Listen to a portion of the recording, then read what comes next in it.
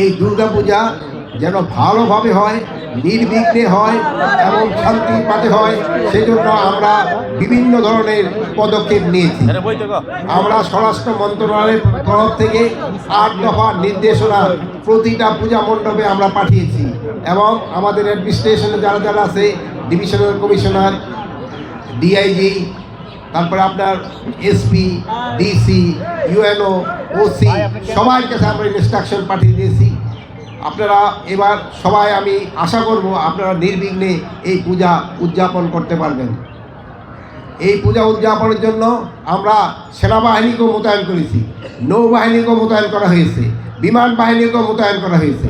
এইবার এই জন্য আপনারা কোথাও কোনো ধরনের বাধা বিপত্তি আপনারা ফেস করবেন না।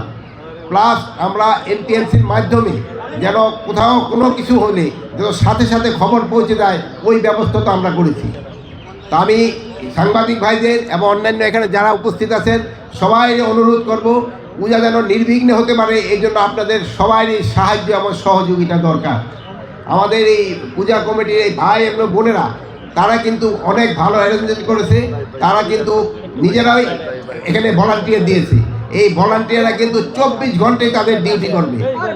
অনেক সময় দেখা যায় ভলান্টিয়াররা রাত 3টা থেকে হয়তো তারা আবার উধাও হয়ে যায়।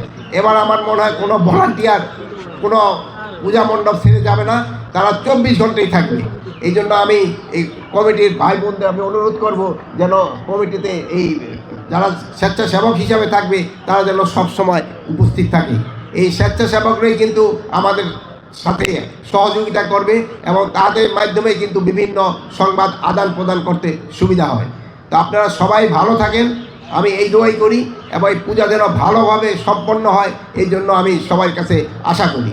আপনারা ভালো থাকেন।